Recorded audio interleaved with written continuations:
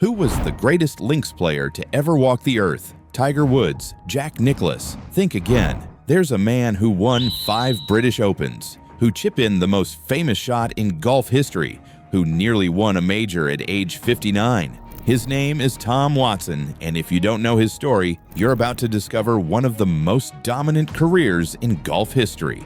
Before we dive in, smash that subscribe button because this story will blow your mind. Let's go. What a marvelous stroke from Watson. There, the new Open champion is 25-year-old Tom Watson from the United States. Born September 4th, 1949 in Kansas City, Missouri, Tom Watson started playing golf at age 6 when his father, Ray, cut down golf clubs and taught him a grip.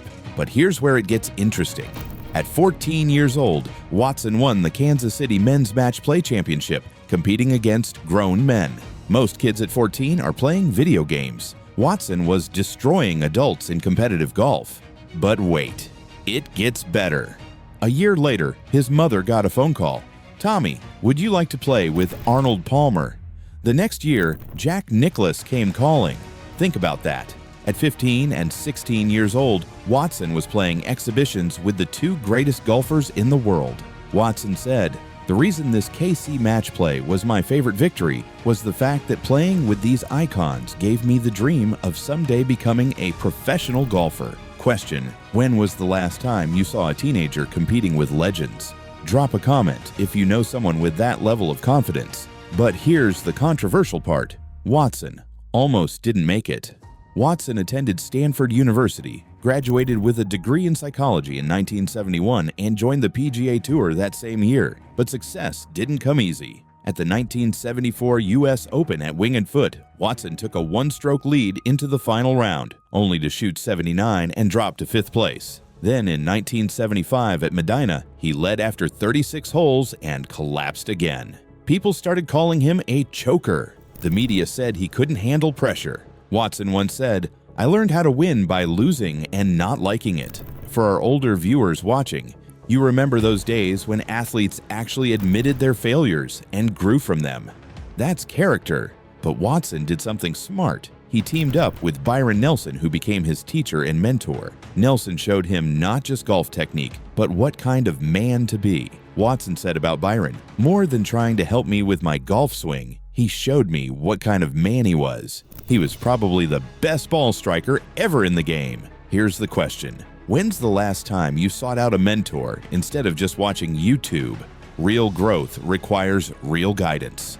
And that guidance was about to pay off big time.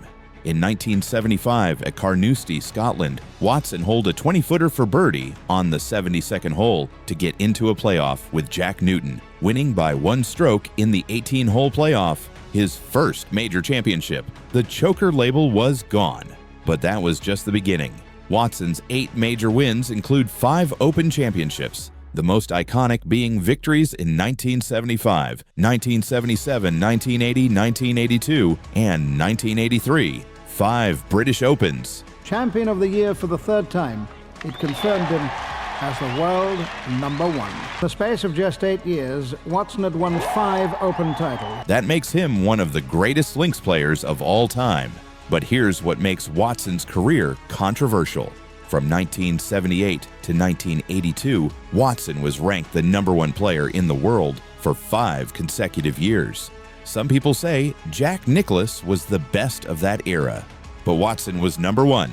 The numbers don't lie. Watson was named PGA Player of the Year 6 times. 1977, 1978, 1979, 1980, 1982, and 1984.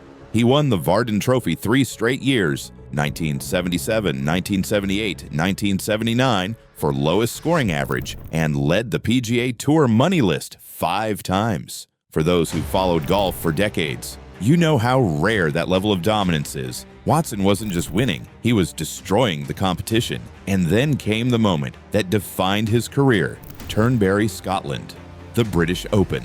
Watson was locked in rivalry with Jack Nicklaus at the 1977 Masters, where he held a 3-stroke lead. Nicklaus shot 70-66 in the last 2 rounds. Watson shot 70-67 and held on to win. But the real showdown came at the British Open that same year. At Turnberry, Watson and Nicklaus were paired for the final 2 rounds in what became known as the Duel in the Sun. After close scores in the first 2 rounds, they came up even. On the final 18, Watson led by 1 stroke at the last tee. Picture this: the 2 best players in the world, head-to-head, final hole, everything on the line. Nicklaus drove into heavy rough, but his next shot put him 30 feet from the cup. Then Nicklaus sunk his clutch putt for 66, but Watson had placed his second shot less than 3 feet from the flag and holed the putt for a winning 65. Watson shot 65-65 on the weekend. Nicklaus shot 65-66, and Watson won by 1 shot. Question for you: can you imagine that pressure? Final hole, playing against the greatest golfer ever, and you have to make a 3-footer to win. Would you make that putt? Comment below. According to ESPN, this remains a defining moment in golf history, showcasing both players at their peak. But as incredible as that was, Watson's most famous moment was still to come. U.S. Open, Pebble Beach, California. Nicklaus had a characteristically excellent final round and was watching from the clubhouse to see whether Watson could hold on to his lead. Watson came to the par 3 17th hole. His tee shot went into deep rough off the green. Most players would chip it close and hope for par. But Watson, he had other plans. Watson's chip-in at Pebble Beach arguably remains the most dramatic shot in golf history. As he lined up the shot, his caddy, Bruce Edwards, said, "Get it close." Watson replied, "Get it close? I'm going to make it." And he did. The ball rolled into the hole. Birdie. This shot epitomized Watson's ability to perform under pressure. Watson then birdied the 18th hole too, winning by 2 strokes and earning his only U.S. Open title. For our viewers who remember this moment, you know how iconic this was. It's shown in every golf highlight reel. It's taught in every golf school. That's legend status. But Watson's story has one more chapter that will shock you. The Open Championship, Turnberry, Scotland. At age 59, Watson nearly won the Open Championship, finishing second after a playoff. Let me repeat that, 59 years old. If he had won, he would have been the oldest golfer to win a major title by 11 years. Watson led going into the 72nd hole. He needed par to win his 6th British Open. The putt lipped out. He went to a playoff, lost to Stuart Sink. But here's what's incredible. He was competing against players half his age, players using modern equipment, players with modern training, and he almost won. This proved Watson's timeless skill and showcased his enduring excellence. Question: how many 59-year-olds do you know who could compete with 30-year-olds at anything? Drop a number in the comments. But Watson's legacy goes beyond just the golf course. Let's look at the numbers. Watson finished his career with 39 PGA Tour wins, 14 additional wins worldwide, and 14 wins on the Champions Tour, including 6 majors. That's 70 professional wins total. His 8 majors rank 6th all-time, behind only Nicklaus, Tiger Woods, Walter Hagen, Ben Hogan, and Gary Player. But here's what makes Watson special. Watson became the first golfer to earn $500,000 in a single season in 1980. He revolutionized the business of golf. In 1988, Watson was inducted into the World Golf Hall of Fame, and his character unmatched. In 1990, when Kansas City Country Club, where he learned golf, rejected Henry Block, co-founder of H&R Block, because he was Jewish, Watson resigned from the club in protest. Think about that. He gave up his home club, where he'd been a member since age 6, to stand against anti-Semitism. Watson once said, "The game is important because it teaches you that there are rules that you have to live by." For our older viewers, that's the kind of character we used to see in athletes, standing for what's right even when it costs you something. But here's the controversial question. Here's where things get spicy. Watson was number 1 in the world for 5 years. Nicklaus has 18 majors. Watson has 8. But what if Watson had won that 2009 British Open at 59?